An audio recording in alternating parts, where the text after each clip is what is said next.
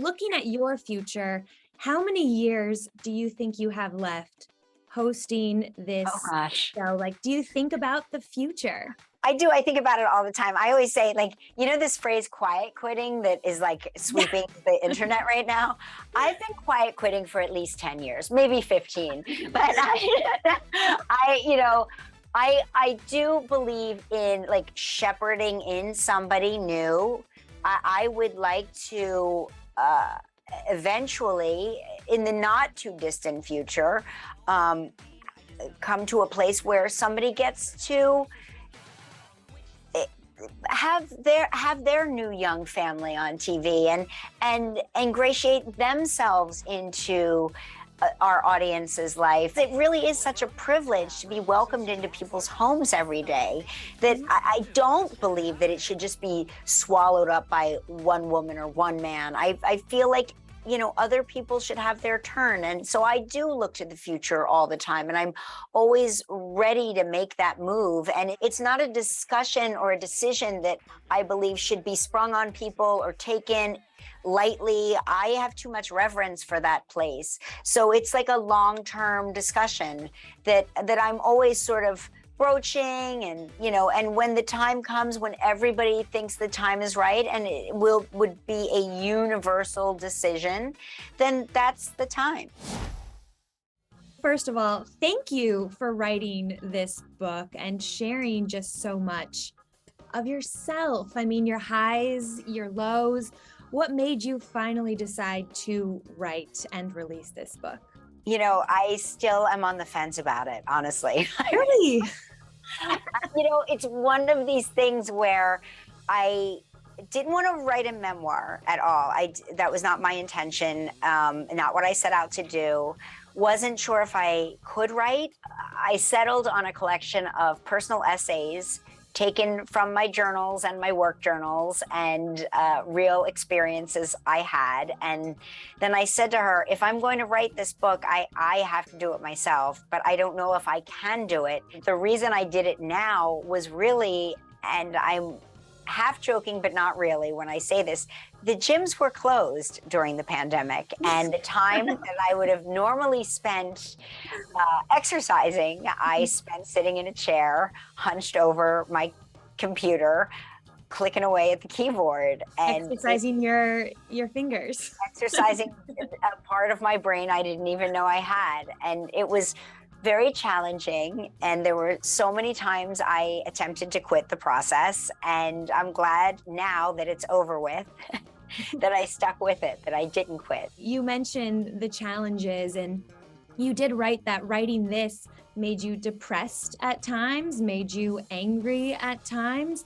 You were stunned at yourself for accepting such unacceptable treatment.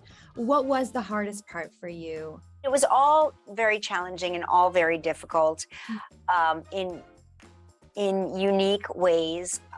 I think that my early work life, not just at the soap opera, but also joining the talk show, was very riddled with minefields that I didn't know existed. And I write about it very frankly, but with great reverence. And I tried to not so much rely on my own words. That's why those two chapters specifically are transcripted so much. I tried to use the words as they happened because I felt like that was more important than me speaking about my own interpretation or my own hurt feelings or how. It wasn't about that. It's about clarity of a situation, clarity of events as they unfolded, and resetting the narrative, because if I'm going to take the time and write these chapters, I'm going to make sure that I am clear about what the truth is and how events actually unfolded. Right. I imagine that you're talking about the moment, when you joined Live with Kelly and Regis, and even like the initial contract there was quite challenging for you. What was it like to relive that part of your life? It was tough because there's certain things you learn to compartmentalize, because particularly when you're working on a live television show, you don't have the luxury of getting too much into your own head and thinking about things as they are unfolding.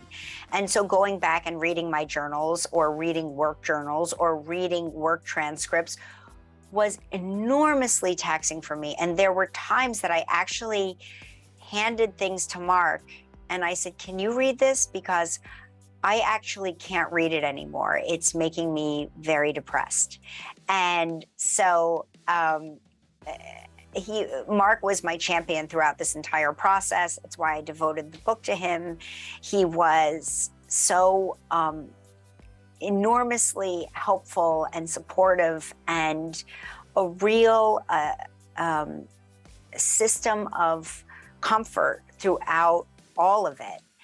Throughout we've been together for 27 years, and for 27 years he has been an endless source of comfort.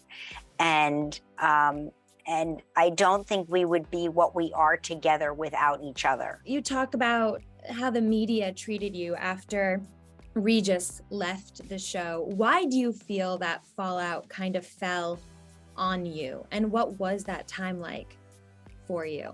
I think that it was illuminating, not surprising. I think that it is very easy and, dare I say, fun, sexy to pit two people against each other, and better still if you can vilify the woman. And to me, what was surprising, although now not so surprising, was that it was very easily checkable, all of it. Yes, and you literally came with receipts. Yeah, and that's why I mean, I'm not somebody that is settling scores. It's more of a commentary on media. And as all of this conversation started relatively recently about power dynamics, I was sort of fascinated that nobody recalls this recent time where the person without the seniority was expected to have some sort of magical power dynamic that didn't exist, that doesn't exist a lot of times for many women. And I think that what was hurtful, that was there were plenty of women willing to forward that narrative, and I was surprised by that. But I do want to talk about you and Mark, because your love for each other just jumps off these pages. I mean, the story about the ovarian cysts and the ER, and then his reaction in that room kind of made me a little bit emotional. What is the key to staying as in love as you guys are now, as you were when you first saw his headshot? You know, it's really true. I mean, isn't that sad? It's so cute.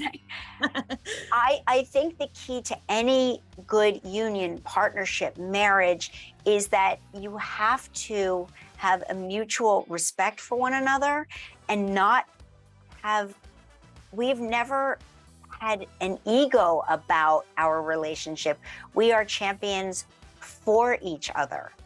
And we are only as good as the other person. And so it's with that he is constantly pushing me up, and I am constantly pushing him up. And when one of us gets to the top, we pull the other one up. And that has been the nature of our marriage, the way we raise our children. We raise our children. We literally push them up and pull them up, and then lo and behold, one day they grew up and became productive, successful, caring, thoughtful people who are not, I'm going to use a word, sorry, who aren't. You guys do still have a very healthy sex life. You talk about it, you write about it. What do the kids think about how open you guys are about that aspect? This is what they think collectively. Ready? That's what they think. They think it's gross and disgusting, and nobody wants to picture their parents that way ever. That's why I write the warning label at the top of that singular chapter because I think it's important for them to know not to read it, because they shouldn't read it, because it might gross them out, as it should. Yeah. And it grossed me out as I was like, gross, this is gross. But Like, am I actually writing this? yes, but in the context of, it was really more about telling a story about how incredible Mark is, because he was 26 years old at the time that happened. Think about that. That is a young person. That is a young man who leapt in with both feet to extreme adulthood in a really precarious situation. Mhm. And, you know, we have a 25-year-old son, and he is a gem, and he's an incredible person. He's an amazing adult, but I cannot picture him handling that stress level at that age. When there is a problem in the marriage, and all marriages go through ups and downs, I'm married, I understand. What is the key to finding your way back? I would just say, you have to compromise. You have to be willing to compromise. It really is you're not always going to get your way. Your spouse should never always get their way. Mark and I always say, when two people negotiate anything, you should both walk away mildly dissatisfied, but ultimately the end goal is both people got a little bit of what they wanted. Yeah. And that's really the key to it.